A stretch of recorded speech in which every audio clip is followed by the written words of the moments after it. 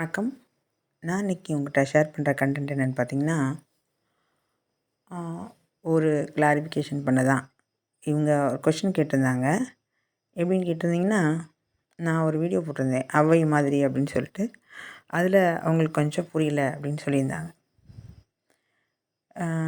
இங்கே அவங்க ஃபஸ்ட்டு நான் பேசிக்காக சொல்ல வந்ததை அவங்க ஃபஸ்ட்டு புரிஞ்சுட்டு, அதுலேருந்து அவங்க பிரச்சனையை பார்த்துருந்தா இன்னும் கொஞ்சம் புரியறதுக்கு வாய்ப்பு இருக்குதுன்னு நம்புகிறேன். நான் இன்னும் தெளிவுபடுத்த விரும்புகிறேன்.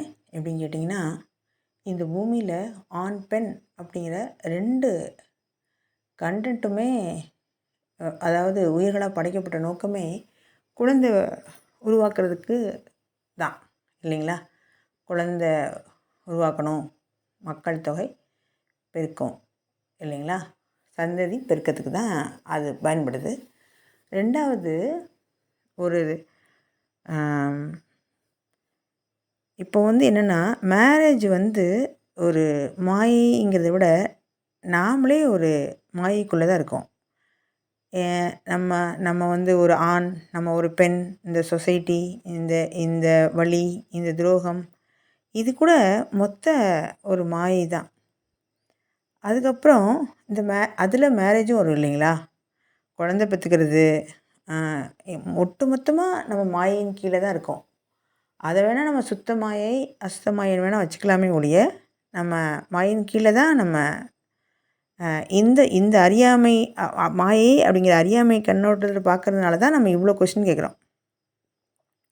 அதாவது காணல் நீரை நீர் நினச்சிட்டே போவோம், பக்கத்தில் போய் பார்த்தா தான் அது காணல் நீர்னு தெரியும். அது மாதிரி இப்போ நம்ம இங்கே உண்மை நினச்சிட்டு இருக்கிறது, இன்னும் நம்ம ஆழமாக உணர்ந்து நமக்குள்ளே போகும்போது மட்டும்தான், ஓ, இது நாம் நினச்சது இல்லை அப்படிங்கிற ஒரு புரிதல் வரும், பார்த்திங்களா? அந்த தன்மையை சொல்கிறேன். இங்கே இந்த பூமியில் நம்ம அந்த நோக்கம், படைப்பு பக்கட்ட நோக்கம் என்னென்னா, ஒரு பாதுகாப்பின்மை. ஒரு ஆண் ஒரு பெண்ணுக்கு அவங்க அவங்க கர்ம நிலையை கழிக்கிறதுக்கு எந்த எந்த இடத்துல அம்மா அப்பா, எந்த உடல், எந்த மாதிரி குரல், எந்த மாதிரி தொழில், அதே மாதிரி உங்கள் திருமணம், உங்கள் காதல், உங்களோட அனைத்துமே நீங்கள் எந்த மாதிரி கர்மாவை டிசைன் பண்ணி அனுபவிக்க வந்திருக்கீங்களோ அதுக்கு தான் நடக்குது. இங்கே நம்ம இல்லறத்தில் இருந்துக்கிட்டு தான் இல்லறம் ப்ளஸ் துறவரம் 2யும் கலந்து தான் நம்ம வாழ்ந்து போய் தான் அந்த ஞான நிலை அடைகிறது தான் உத்தமமான வழி. நம்ம ஏதோ தப்பிச்சு போய் இப்போ நமக்கு ஒரு ஆன்மீகத்தில் வந்துருச்சு, ஒரு நாட்டம் வந்துருச்சு, உடனே நம்ம வீடை விட்டுட்டு, நம்ம குழந்தைங்கள விட்டுட்டு, கணவனை விட்டுட்டு, அதுக்கப்புறம் நம்ம தனித்து போய் அப்படி அப்படி இருக்கிறது நான் உங்கள்கிட்ட பர்சனலாக என்ன சொல்வேன்னா, அது அப்படி இல்லைன்னா நம்ம அது ஏதோ நம்ம ராங்காக தான் முடிவு பண்ணியிருக்கோன்னு அர்த்தம். நமக்கு கொடுக்கப்பட்ட அதுவே கல்ன்றது வேறு விஷயம். வெள்ளரி பழத்துலேருந்து நம்ம காயாக இருக்கும்போது அதை உடச்சி அதுவே நம்ம உடச்சி கீழே தனியாக பிரிக்கிறத விட இது அதுதான் இப்போது நம்மளே உடச்சிட்டு போகிறது. இயல்பாக அந்த வெள்ளரி பழத்துலேருந்து அந்த எப்படி அந்த கலண்டுக்குது, அதே மாதிரி இயல்பாக கலண்டுக்கிட்டுச்சுன்னா நீங்கள் ஔவையார் மாதிரி, காரைக்கால் அம்மையார் மாறுறது உங்கள் காலத்தின் கட்டாயம், உங்கள் கர்மா டிசைன் அப்படி, அதுனா வேறு விஷயம். இறைவன் திருவருள் கூட்டி வைக்க இது நடக்கும். இந்த மாதிரி இந்த அக்கம்மாதேவி இருக்காங்க, ஆண்டாள் இருக்காங்க, இந்த மாதிரி இருக்காங்க இல்லையா? இது மாதிரி அப்போது நம்ம இங்கே மனுஷனாக பிறந்துட்டோம், இல்லைங்களா? ஆனால் நம்ம இங்கே வந்த நோக்கம் என்ன?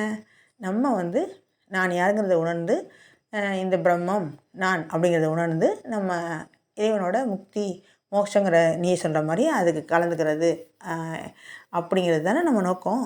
அந்த வகையில் இங்கே நம்ம நீங்கள் எந்த மாதிரி சோல், உங்களுக்கு எவ்வளோ அனுபவங்கள் இருக்குது, நீங்கள் இன்னும் எவ்வளோ கர்மாவை டேலி பண்ணியிருக்கீங்க, இதெல்லாம் நீங்கள் நீங்கள் உங்கவுங்க உள்தன்மையில் பார்த்தா தான் தெரியும்.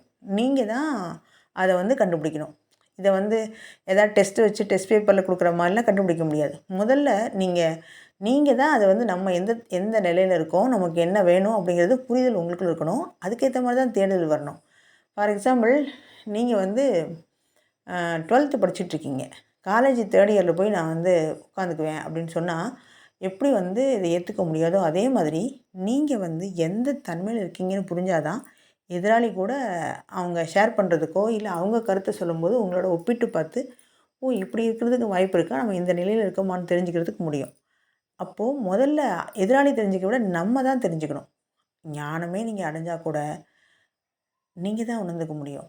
யாருமே வந்து உங்கள்ட்ட நீங்கள் ஞானம் அடைஞ்சிருக்கீங்கன்னு சொல்ல முடியாது. ஏன்னா, உங்களுக்குள்ள மாற்றம், உங்களுக்குள்ள தன்மை எல்லாமே உங்களுக்குள்ள தான் நிகழும். அந்த வகையில் கணவன் வந்து அ அந்த ஆன்மீகத்தன்மைக்கோ, இல்லை நல்ல ஒரு என்ன என்ன நோக்கத்துக்காண்டி பிறந்து வந்தீங்களோ, அதுக்கு வந்து ஒரு சப்போர்ட் பண்ணுறாரு அப்படிங்கிற பட்சத்தில் உத்தமம். உத்தமம். அவங்க ரொம்ப சந்தோஷம். அதே நேரத்தில் அவர் வந்து கார்மிக்கா இருக்காரு. அவர் வந்து ஆப்போசிட்டா என்னை கெடுத்து, என்னை வந்து அந்த சூழ்நிலைய உடைச்சு, என்னை வந்து சின்னாபின்னமாக்கி, என்னை சிதைச்சு, என்னை வந்து வேற ஒரு கட்டத்துக்கு கொண்டு போறாரு அப்படின்னா, என்னன்னு நம்ம யோசிக்கும்போது தான், நம்ம எந்த தன்மையில இருக்கோம் அப்படின்னு நம்ம ஒரு பக்கம் யோசிக்கணும். ஒருவேளை உங்க கணவரோ, இல்ல உங்க மனைவியோ, உங்க ஆன்மீகத்துக்கு வந்து எந்த தடையும் இல்லாம இயல்பா இருக்காங்கன்னா, நீங்க அத பத்தி எந்த கவலையும் பட தேவையில்ல. ஒருவேளை அவங்க பயப்படுறாங்கன்னா கூட என்ன தெரியுமா? இந்த சாமியாரா போயிருவாங்களோ! வீட்ட விட்டு வெளில போயிருவாங்களோன்னு பயத்தில தான் இந்த மாரி செய்யாத, போகாத, கவனிக்காத, ஒரே அம் பக்தி பக்தி, சாமி சாமி, கோவில் கோவில் அலையாதன்னு சொல்கிறாங்களே ஒழிய மத்தபடி இல்ல. ஆனா உங்களுக்குள்ள தேடுதல் தீவிரம் இருக்கும் பட்சத்தில, அவங்களால ஒண்ணுமே செய்ய முடியாது. நிஜமாவே உங்க உங்க உங்க ஆன்மா சரியான நிலையில ஒரு ஒரு வேகத்தில இறையை ஆட்கொண்டு நீங்க அந்த உங்க இச்சையின் காரணமாக இல்லாம, இறைவனே ஆட்கொண்டு உங்களை இத வழிநடத்தி போனாங்கன்னா, எல்லாமே இயல்பாவே நடக்கும். அவங்க உங்களுக்கு சப்போர்ட் பண்ணலனாலும் உங்களுக்கு உபத்திரம் பண்ண மாட்டாங்க. உங்களுக்கு தனிமை கிடைக்கும். இறைவன வந்து நீங்க உணர்ந்துக்கிறதுக்கு ஒரு வாய்ப்பு கிடைக்கும். 2வது என்னன்னு கேட்டிங்கன்னா, உங்களுக்குள்ள பிரச்சனைக்கெல்லாம் சொல்யூஷன் உங்களுக்குள்ளேருந்தே ஆன்சர் கிடைக்கும். இதெல்லாம் உங்களுக்குள்ளேயே நடக்கும். இதுக்கு வந்து யாரும் வெளியில சப்போர்ட் பண்ணுறதே கிடையாது. உள்ளுணர்வே உங்களுக்குள்ள சொல்லும். அப்ப அவங்க கொஸ்டின் கேட்டிருந்தாங்க. 80% புரிஞ்சுச்சு, 20% புரியலன்னா, அப்போ நான் கல்யாணம் பண்ணக்கூடாதா? அ அதே மாரி நான் கணவன் வச்சுக்கிட்டு இந்த மாரி நான் வந்து இந்த இந்த ஆன்மீகத்தில முடியாதான்னு கேட்டாங்க. நிச்சயமா போக முடியும். ஆனா, நான் சொல்றது வந்து என்னன்னா, எல்லாமே ஒட்டு மொத்தமா நீங்க சாட்சி பாவமா இருந்து, ஒரு காட்சியா ஒரு வேடிக்கை பார்க்குறவங்களா இருந்து, அதுக்குள்ள அந்த தன்மைக்குள்ள நீங்க வந்து பாதிப்பு வரக்கூடாதுன்னு தான் சொன்னேன். அப்போ வந்து என்னன்னா, கணவன் இருந்து சப்போர்ட் பண்றாங்க. சரி, ஒரு வேளை அவங்க துன்பமே படுத்துறாங்க, கஷ்டமே படுத்துறாங்கன்னா உடனே போலாமான்னா, அப்படி இல்ல. அது கூட பொறுமை, நிதானம் அது கூட ஓகே உங்களுக்கு டெஸ்ட்டா இருக்கலாம். நீங்க எந்த அளவுக்கு வைராக்கியமா இருக்கீங்க அப்படின்னு இங்க இறைவன் வைக்கிற டெஸ்ட்ல நீங்க பாஸ் ஆகணும். அப்போ இது மாரி பல்வேறு கேட்டகரியில மக்கள் இருக்காங்க. நீங்க எந்த தன்மையில இருக்கீங்கன்னு பார்த்துட்டு, அதுக்கேத்த மாரி தான் நீங்க வந்து உங்களுக்குள்ள அடுத்து முன்னாடி வந்து ஸ்டெப் எடுத்து வைக்கணும். இறையருள் வந்து உங்கள கூட்டி வைக்க நீங்க என்ன பண்ணிரும் அப்படின்னா, உங்கள அதுவே நகர்த்திரும். உங்களுக்கு இச்சை, ஏக்கம் இருக்கும் பட்சத்தில் உங்களுக்கு கொடுப்பனையும் அந்த அந்த இறைவன் அருளால இது வந்து செயல் நடக்கும்போது, தன்னால இது நிகழ்ந்து போயிரும். நீங்க அதுக்கு தயாரா இருந்தாலே போதும். இயல்பா அதோட தன்மைக்கு நீங்க ஒத்துழைச்சாலே போதும். அ உங்களுக்குள்ள வந்து ஒரு டிப்ரஷன், ஒரு வருத்தம், ஒரு வலி, ஒரு கோவம், ஏக்கம் இதெல்லாம் வருதுனாலே, நீங்க முரண்பட்டு அதோட இயல்புக்கு இல்லாம நீங்க முரண்பட்டு நிற்கிறீங்கன்னு அர்த்தம். கொஞ்சம் உங்கள கவனிச்சு பாருங்க.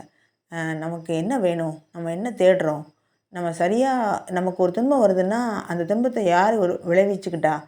புறத்துன்பமா? இல்ல நம்மளா? அப்படின்னு யோசிக்கும்போது, உங்களுக்குள்ளே ஆன்சர் கிடைச்சிரும். அந்த வகையில கணவனோடு வாழும்போது கூட, நீங்க உங்க உள் தன்மையில ஒருத்தவங்களோட கனெக்ட் ஆயிருப்பீங்க. உங்க கணவன் உங்களோட வாழும்போது கூட, உள்தன்மையில ஒருத்தவங்களோட கனெக்ட் ஆயிருப்பாங்க. அதுதான் உள்ளுணர்வு. அந்த உள்ளுணர்வு தான் நம்ம இங் யாங் சொல்றோம். இந்த ஒரு பிக்சர் இருக்கு பார்த்தீங்களா? கருப்பு வெள்ளை படம் இருக்கும். இந்த ஒரு ஒரு மாரி சீனால இங் யாங் இருக்கும். அப்போ வந்து என்னன்னா, ஒரு ஒரு பெண் தன்மைக்குள்ளேயும் ஒரு ஆண் இருக்காங்க. ஒவ்வொரு ஆணுக்குள்ளேயும் ஒரு பெண் தன்மை இருக்காங்க. அதனால தான் உங்கள புரிஞ்சுக்க முடியுது ஒரு ஆணால. உங்களுக்கு ஒரு ஆண புரிஞ்சுக்க முடியுது. இது இயற்கை நமக்கு வந்து கொடுத்த ஒரு கொடை.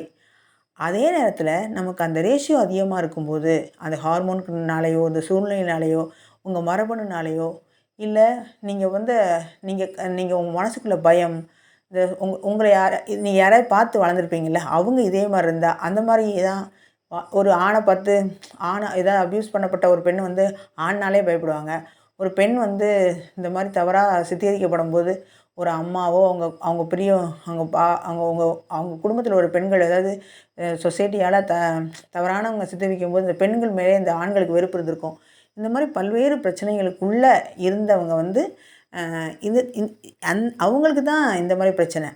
எந்த மாதிரி வாழணும், அதாவது அவங்க இயல்புக்கு மீறி அந்த சூழ்நிலையால் இவங்க மாறினது. இயல்பாகவே அவங்க எவ்வளோ ஆண் தன்மையில் இருக்காங்களா, பெண் தன்மையில் இருக்காங்கிறது வேறு விஷயம். அதே மாதிரி ஒரு பெண் ஆண் தன்மையில், பெண் தன்மையில் இருக்காங்கிறது வேறு விஷயம். ஆனால் அந்த சொசைட்டினால், இந்த பயத்தினால, இந்த அப்யூஸ்னால், அப்பா அம்மானால், புற காரணங்களால் அவங்க வந்து பயப்பட்டுருந்தாங்கன்னா, அவங்களுக்குள்ள வந்து ஆண் தன்மையை ஒரு பெண் வந்து தைரியமாக திமிராக இருந்தால் மட்டும்தான் இந்த சொசைட்டி ஜெயிக்க முடியும்னு சொன்னோன்னே, அந்த பெண்மையை மறைச்சிட்டு ஒரு ஆண் வந்து தைரியமாக திமிராக இருப்பாங்க.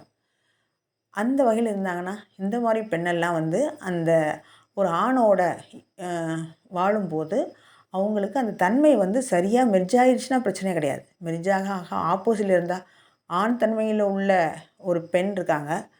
அதே பெண் தன்மையில் உள்ள ஆண் கிடைக்கணும். ஆண் தன்மையில் உள்ள ஆணை கிடச்சிட்டாங்கன்னா என்ன பண்ணுறது? இப்போ வந்து முரண்பட்டு இருக்கோம். ஒத்து வரல, கஷ்டமாக இருக்குது அப்படின்னு ஒரு சொல்லுவீங்க இல்லையா? அந்த சிச்சுவேஷனில் தான் இதைத்தான் நான் அந்த வீடியோவில் நான் பேசியிருந்தேன். இப்போ உங்களுக்கு புரிஞ்சுக்குன்னு நினைக்கிறேன். இன்னும் இதை பற்றி நீங்கள் கேட்டவுடனே இந்த கொஷினுக்கு ஆன்சர் என்னால் முடிஞ்ச வரைக்கும் சொல்லியிருக்கேன். இன்னும் உங்களுக்கு கிளியாரிட்டி இல்லை, இதை பற்றி இன்னும் கொஞ்சம் பேசணும் அப்படின்னா வர காணொலியில் வந்து நான் ஏதாவது ஒரு சிச்சுவேஷனில் இதை விட இன்னும் ரொம்ப ரொம்ப அவங்களுக்கு ரொம்ப ஷார்ப்பாக புரிகிற மாதிரி ஏதாவது என்னால் சொல்ல முயற்சி பண்ணணுன்னா நான் பண்ணுறேன்.